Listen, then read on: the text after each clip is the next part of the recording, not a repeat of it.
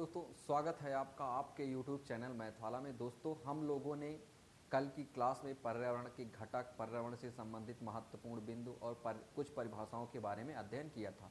उसी के आगे आज हम लोग नेक्स्ट क्लास में पढ़ने वाले हैं। ये क्लास जब तक यूपी टेट नहीं हो जाता तब तक चलेगी। अभी पहले हम लोग थ्योरी का अध्ययन कर रहे हैं, बाद में इसके हम लोग क्या क्वेश्चन का अध्ययन करने वाले हैं। तो आइए दोस्तों, उसी के अकॉर्डिंग हम लोग आज सबसे पहला टॉपिक चूज किए हैं, पारिस्थितिकी तंत्र क्या होता है।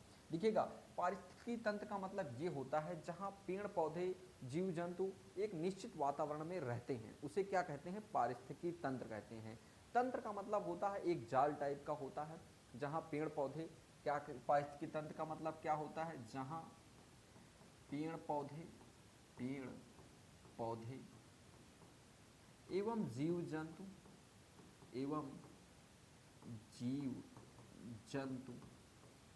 एक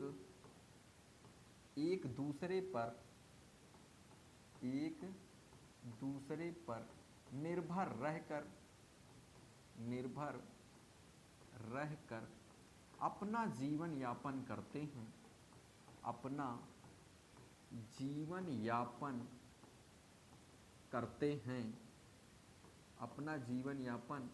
अपना जीवन यापन करते हैं, उसे पारिस्थितिकी तंत्र कहते हैं।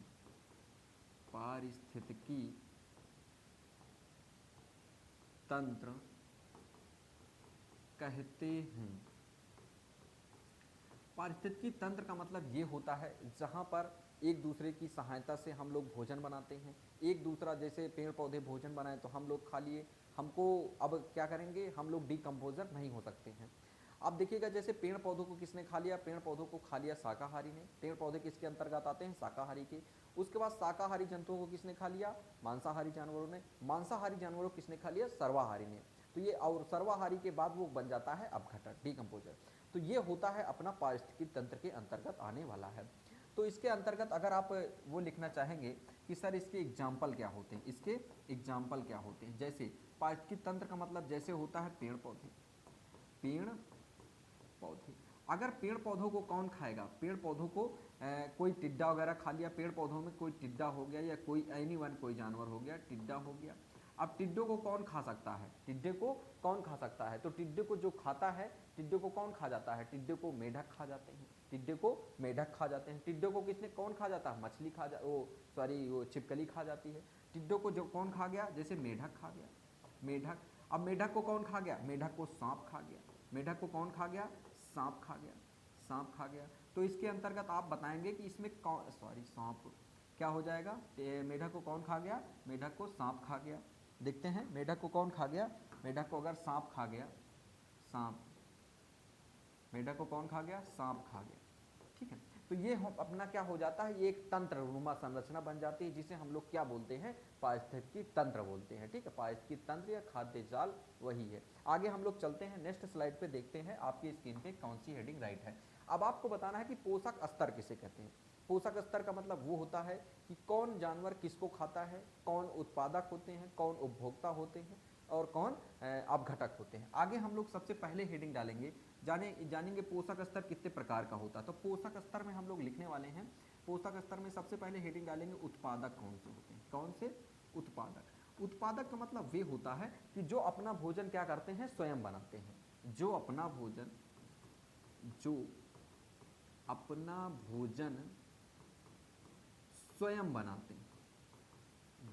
भोजन स्वयं बनाते हैं, उन्हें उत्पादक कहते हैं। उन्हें क्या कहते हैं? उन्हें उत्पादक कहते हैं। अगर आप उत्पादक की बात करने वाले हैं, आप एग्जाम्पल लिखेंगे जैसे, तो उत्पादक में कौन कौन से आ जाएंगे? पेड़ पौधे। इसका सबसे अच्छा एग्जाम्पल होता है पेड़ पौधे, क्योंकि पेड़ पौधे अपना भोजन स्वयं बनाते हैं, ये किसी दूसरे पर निर्भर नहीं रहते हैं। तो ये क्या कहलाते हैं? उत्पादक कहलाते हैं।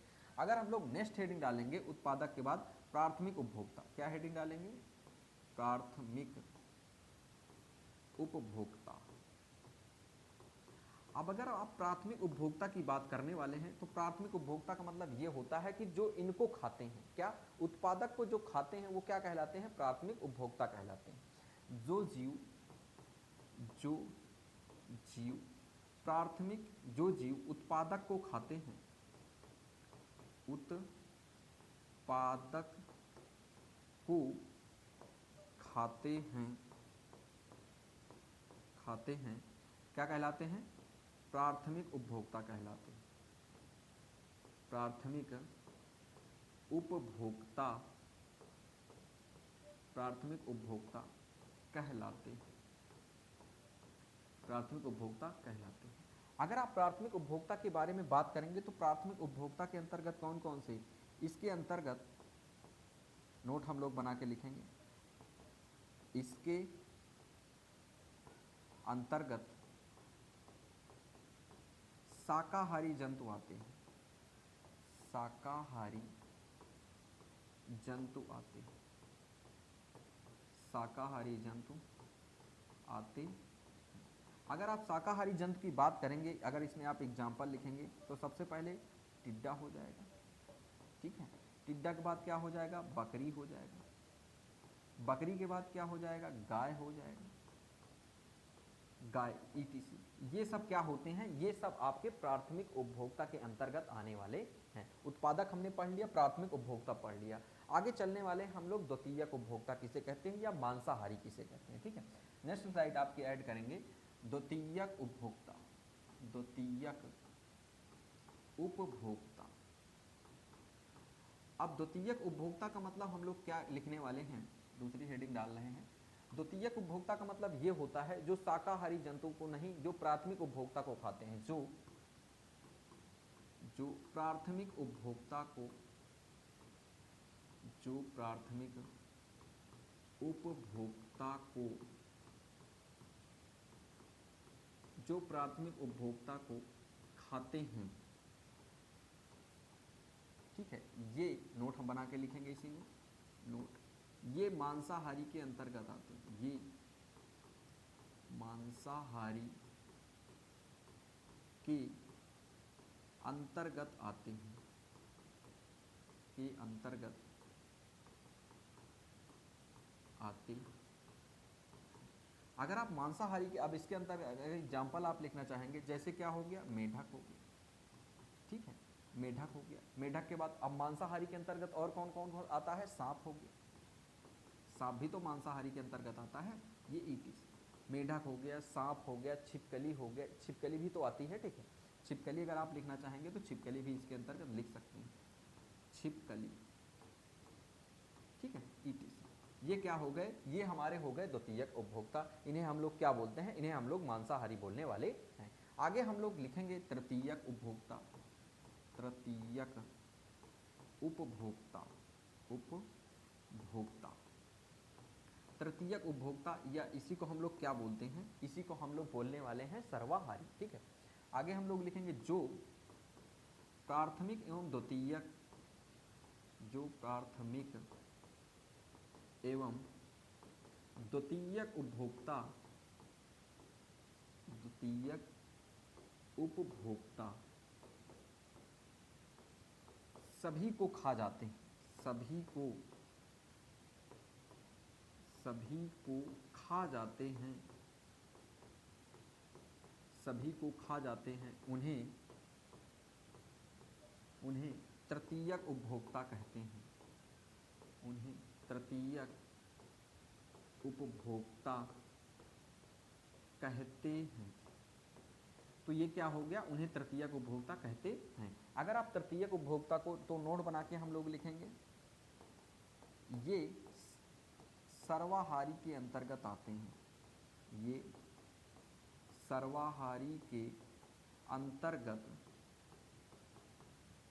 आते हैं। ये किसके अंतर्गत आते हैं, ये सर्वाहारी के अंतर्गत आते हैं। आगे हम लोग लिखेंगे इसके एग्जाम्पल क्या होते हैं।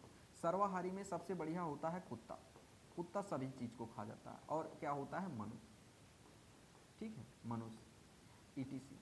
इसी टाइप के एग्जाम्पल लिखेंगे जो ये खा जाते हैं। अब हम आप लोगों को एक स्तर से दूसरे स्तर पे जो खाते हैं उनकी संरचना एक दो बताने वाले हैं, ठीक है। देखिएगा आपके स्क्रीन पे हम लोग का क्या है, आपके स्क्रीन पे पारिस्थितिकी पिरामिड है। तो इसके पहले एक हम लोग ऐड करते हैं स्लाइड, देखते हैं। सबसे पहले कुछ हम लोग लिखने वाले हैं कि कौन किसको खाता है, ठीक है।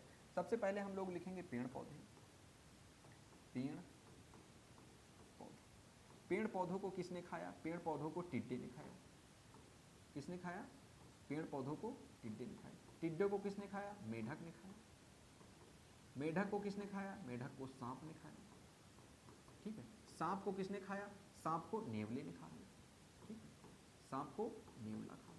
तो ये अपना क्या चलता है, ये अपना पारिस्थितिकी पिरामिड के अंतर्गत ये जो संरचना बनती है पारिस्थितिकी तंत्र वाली, ये पारिस्थितिकी तंत्र कहलाती है। अगर हम दूसरा संरचना बनाने वाले हैं, जैसे पेड़ पौधे हो गया, पेड़ पौधे हो गया। अगर पेड़ पौधों को खिलाएंगे, पेड़ पौधों को कौन खा गया? मान लीजिए बकरी खा गया, ठीक है।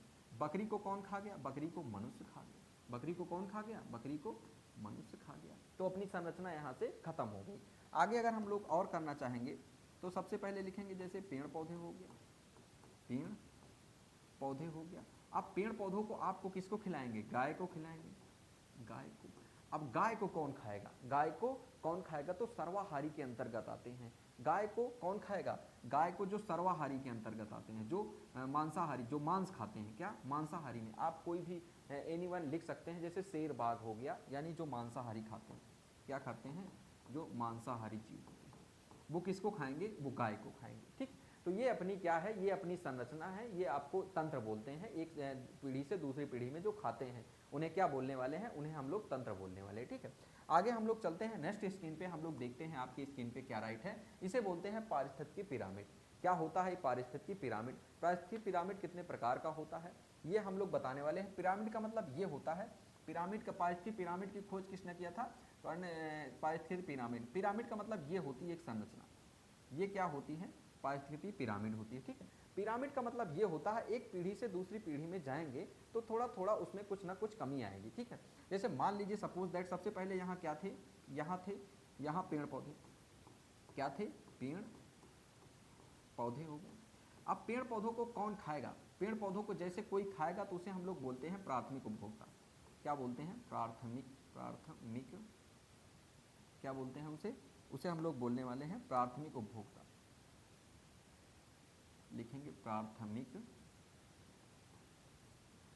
प्राथमिक उपभोक्ता, ठीक है। अगर आप प्राथमिक उपभोक्ता को खिला रहे हैं, किसको? प्राथमिक उपभोक्ता के बाद कौन कौन आएगा? द्वितीयक उपभोक्ता। कौन आएगा? द्वितीयक उपभोक्ता, उपभोक्ता। और द्वितीयक उपभोक्ता के बाद कौन कौन सा आएगा? तृतीयक उपभोक्ता, जिसे इसे क्या बोलते हैं? तृतीयक उपभोक्ता, तृतीयक उपभोक्ता। अब तृतीयक उपभोक्ता के बाद और कौन सा आता है? एक आता है अपघटक। क्या आता है? अपघटक, अपघटक। इसको हम लोग और अच्छे से समझने वाले हैं। पेड़ पौधे का मतलब क्या हो गया? पेड़ पौधे हमारे क्या कहलाते हैं? पेड़ पौधों को हम लोग बोलते हैं उत्पादक। क्या बोलते हैं? उत्पादक, ठीक है। पेड़ पौधों को उत्पादक बोलते हैं, ठीक है। अगर प्राथमिक उपभोक्ता को हम लोग क्या बोलते हैं? प्राथमिक उपभोक्ता को हम लोग बोलते हैं शाकाहारी। क्या बोलते हैं? शाकाहारी। और द्वितीयक उपभोक्ता को हम लोग बोलते हैं मांसाहारी। क्या बोलते हैं? मांसाहारी। और तृतीयक उपभोक्ता को हम लोग क्या बोलते हैं? सर्वाहारी। क्या बोलते हैं? सर्वाहारी। और अपघटक को क्या बोलते हैं? अपघटक का मतलब ये होता है जो सड़े गले पदार्थों को खाता है, उन्हें हम लोग क्या बोलते हैं? अपघटक बोलने वाले हैं। तो लिखेंगे सड़े गले पदार्थ को जो खाता है, सड़े गले पदार्थ को जो खाता है, पदार्थ को जो खाता है, सड़े गले पदार्थ को जो खाता है, उसे हम लोग क्या बोलने वाले हैं? उसे हम लोग अपघटक बोलने वाले हैं। तो ये था आपका पारिस्थितिकी पिरामिड। अब हम लोग समझने वाले हैं कि पारिस्थितिकी पिरामिड कितने प्रकार का होता है। तो आइए दोस्तों देखते हैं नेक्स्ट स्लाइड पे आपके लिखा हुआ है कि पारिस्थितिकी पिरामिड कितने प्रकार का होता है। तो पारिस्थितिकी पिरामिड कितने प्रकार का होता है? 3 प्रकार का होता है। पहला होता है जीव संख्या का पिरामिड। क्या? जीव संख्या का पिरामिड। आपसे पूछा जाएगा पेपर में कि जीव संख्या का पिरामिड कैसा बनता है, जीव भार का पिरामिड कैसा बनता है, और ऊर्जा का पिरामिड कैसा बनता है, ठीक है। तो हम लोग लिखेंगे जीव संख्या का पिरामिड। तो जीव संख्या का पिरामिड कैसा बनता है? उल्टा एवं सीधा दोनों बनता है। सदैव, सदैव सदैव का मतलब हमेशा उल्टा एवं सीधा दोनों बनता है, दोनों बनता है। ये हो गया अपना किसका, ये हो गया जीव संख्या का पिरामिड। अगर आपसे पूछा जाएगा कि जीव भार का पिरामिड कैसा बनता है, तो जीव भार का पिरामिड कैसे बनता है, सदैव सदैव उल्टा बनता है, सदैव उल्टा बनता। अभी आप परेशान मत होइएगा, हम ले रहे हैं कि पेड़ का पिरामिड कैसा बनता है, उल्टा बनता है। जल का पिरामिड कैसा बनता है, उल्टा बनता है। जलीय पारतंत्र का पिरामिड कैसा बनता है, उल्टा बनता है। स्थलीय पारतंत्र का पिरामिड कैसा बनता है, सीधा बनता है। हम इसके क्वेश्चन आपको अभी करवा रहे हैं। तो ऊर्जा का पिरामिड कैसे बनता है, ऊर्जा का पिरामिड सदैव सीधा बनता है, सदैव ऊर्जा का पिरामिड सदैव सीधा बनता है, सदैव सीधा बनता है। ऐसे क्वेश्चन आपसे पूछे जाएंगे डायरेक्टली कि जीव संख्या का पिरामिड कैसा बनता है, तो उल्टा एवं सीधा दोनों बनता है। ठीक, आपसे पूछा जीव भार का पिरामिड कैसा बनता है, तो हमेशा उल्टा बनता है। आपसे पूछा जाएगा ऊर्जा का पिरामिड कैसा बनता है, तो ऊर्जा का पिरामिड सदैव सीधा बनता है। ठीक, नेक्स्ट स्लाइड पे हम लोग देखने वाले हैं, जो आपके सारे डाउट हैं हम सारे क्लियर किए दे रहे हैं। जैसे आपसे पूछेंगे पेड़ का पिरामिड कैसा बनता है, पेड़ का पिरामिड, पेड़ का पिरामिड कैसे बनता है। ठीक है, अगर आप कहेंगे पेड़ का पिरामिड कैसे बनता है, तो पेड़ का पिरामिड जो बनता है उल्टा बनता है। कैसा बनता है, उल्टा बनता है। ठीक, अगर आप पूछेंगे कि तालाब का पिरामिड कैसे बनता है, तालाब, क्या लिखेंगे, तालाब का पिरामिड, तालाब का पिरामिड, तालाब का पिरामिड कैसे बनता है, तालाब का पिरामिड भी कैसे बनता है, तालाब का पिरामिड भी उल्टा बनता है। ठीक है, जीव संख्या का पिरामिड कैसे बनता है, जीव संख्या तो हो गया, जीव संख्या हो गया, तालाब हो गया, पेड़ पौधे हो गया।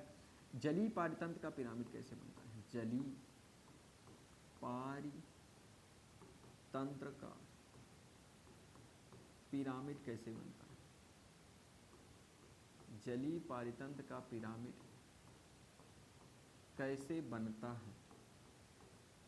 तो अगर आप बात करेंगे जलीय पारितंत्र का पिरामिड कैसे बनता है, तो जलीय पारितंत्र का पिरामिड उल्टा बनता है। अगर आपसे पूछेंगे स्थलीय पारितंत्र का पिरामिड कैसे बनता है, स्थलीय पारितंत्र का पिरामिड कैसे बनता है, तो अगर आप इसको लिखेंगे स्थलीय पारितंत्र का पिरामिड, तो सीधा बनता है। ठीक है, अब इतने टाइप के हमने आपको बता दिया, पेड़ बता दिया, तालाब बता दिए, जलीय पारितंत्र बता दिया, स्थलीय पारितंत्र बता दिया। ठीक है, अगर आप समुद्र की बात करेंगे तो वो भी उल्टा बनता है। तो इतने टाइप के आपके पिरामिड हो गए। तो आप, आई होप आप अच्छे से समझ रहे होंगे कि पिरामिड कैसे बनता है। आगे हम लोग नेक्स्ट स्लाइड पे देखने वाले हैं, आपकी स्क्रीन पे क्या राइट है, आपके स्क्रीन पे राइट है पारिस्थितिकी निकेत या आला क्या होता है। ठीक है, देखिएगा, पारिस्थितिकी निकेत या आला का मतलब होता है जहाँ जीव जंतु पाए जाते हैं। जो पारिस्थितिकी निकेत या आला के प्रवर्तक कौन थे, गहन पारिस्थितिक अर्नीजीज थे, पारिस्थितिकी निकेत या आला के जोसेफ ग्रेनल्स थे। कौन थे, जोसेफ, कौन थे, जोसेफ ग्रेनल्स थे, जोसेफ ग्रीनेल्स थे। आपसे डायरेक्ट पूछा जाएगा कि गहन पारिस्थितिकी तंत्र या निकेत या आला के संस्थापक कौन थे, जोसेफ ग्रेनल्स थे। आपसे पूछा जाएगा गहन पारिस्थितिकी कौन थे, गहन पारिस्थितिकी के अर्नीज नीज थे। कौन थे, एक बार फिर से रिकॉल करते हैं। पारिस्थितिकी निकेत या आला के जोसेफ ग्रेनल्स थे, गहन पारिस्थितिकी के अर्नीज नीज थे। आगे हम लोग देखते हैं, आपके स्क्रीन पे क्या राइट है, जैव विविधता। जैव विविधता का मतलब ये होता है जहाँ पर पेड़ पौधे, कई प्रकार के जीव जंतु एक साथ अपना जीवन यापन करते हैं, उसे हम लोग क्या बोलने वाले हैं, उसे हम लोग जैव विविधता बोलने वाले हैं।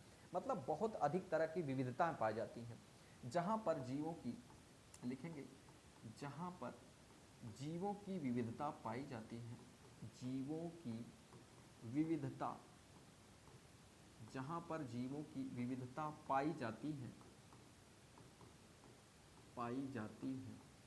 उसे जैव विविधता कहते हैं, उसे जैव विविधता कहते हैं, जैव विविधता कहते। देखिएगा, हम आपको एक डायग्राम के अकॉर्डिंग समझा रहे हैं, आप लोग अच्छे से समझिएगा। जैसे कोई एक जैव विविधता का हम बारे में आपको बताने वाले हैं। जैसे सपोज दैट, आप देखिएगा, जैसे मान लीजिए कोई एक ये है, ये आपका क्या हो गया, एक क्षेत्र ये हो गया जहाँ क्या पाए जाते हैं, पेड़ पौधे पाए जाते हैं। दूसरा क्षेत्र हम ले रहे हैं आपको, ये क्या है, यहाँ पर जीव जंतु पाए जाते हैं। ठीक है, यहाँ पर क्या पाए जाते हैं, यहाँ पर पाए जाते हैं पेड़ पौधे, पेड़ पौधे यहाँ पर पाए जाते हैं, ठीक है। और यहाँ पर क्या पाए जाते हैं, यहाँ पर पाए जाते हैं जीव जंतु, जीव जंतु। हम आपको जैव विविधता के बारे में थोड़ा सा बता रहे हैं। अब जैव विविधता और पेड़ पौधों के बीच में जो ये क्षेत्र होता है, जो ये क्षेत्र क्या कहलाता है, इसी क्षेत्र को जो जैव होता है, इसे हम लोग बोलने वाले हैं, इसे हम लोग बोलते हैं इकोटोन। क्या बोलते हैं, इकोटोन। आपसे पूछा जाता है नॉर्मली, आपसे बेसिकली क्वेश्चन पूछ लिया जाता है इकोटोन किसे कहते हैं। तो जैव विविधता, पेड़ पौधे एवं जीव जंतु के बीच का जो क्षेत्र होता है उसे हम लोग क्या कहते हैं, उसे हम लोग इकोटोन कहने वाले हैं। ये थी अपनी जैव विविधता की क्लास। आगे हम लोग देखने वाले हैं, लास्ट स्लाइड है, जैव विविधता का संरक्षण कैसे किया जाता है। जैव विविधता का संरक्षण मतलब कई प्रकार की जैव विविधताएं पाई जाती हैं, जिनका कुछ जीवों का हम लोग संरक्षण करते हैं, कुछ जीवों का हम लोग संरक्षण नहीं करते हैं। तो स्वास्थाने का मतलब ये होता है, स्वास्थाने का मतलब ये होता है जो अपने स्थान में रहते हैं। स्वास्थाने का मतलब जो अपने स्थान पर, जो अपने स्थान पर, जो अपने स्थान पर रहते हैं, जो अपने स्थान पर रहते हैं उन्हें हम लोग क्या बोलते हैं, स्वास्थाने कहते हैं। वाह स्थाने क्या कहते हैं, जिन्हें हम लोग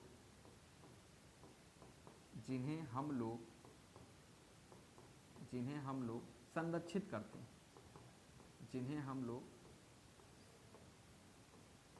हम लोग संरक्षित करते हैं, उन्हें हम लोग क्या बोलते हैं, उन्हें हम लोग बोलते हैं वाह स्थाने। तो स्वास्थाने का मतलब जो अपने स्थान पर रहते हैं, वाह स्थाने का मतलब जो हम लोग बनाते हैं। अब स्वास्थाने का मतलब क्या आएगा, जैसे टाइगर रिजर्व, टाइगर रिजर्व किसके अंतर्गत आता है, स्वास्थाने का मतलब जैसे जंगल, जैसे जंगल में कोई जीव जंतु पाए जाते हैं, जंगल, ठीक।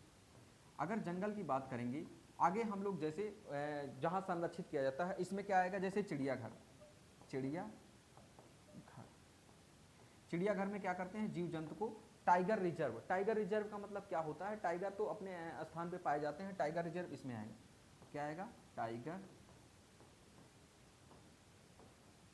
टाइगर रिजर्व हो गया, ठीक है। अब चिड़ियाघर हो गया जहां हम लोग संरक्षित करते हैं ना, चिड़ियाघर हो गया, और जो वाटर पार्क वगैरह होते हैं उसमें कई तरह के जो जीव जंतु पाए जाते हैं वो क्या कहलाते हैं, वो स्वास्थाने के अंतर्गत, वाह स्थाने के अंतर्गत आते हैं।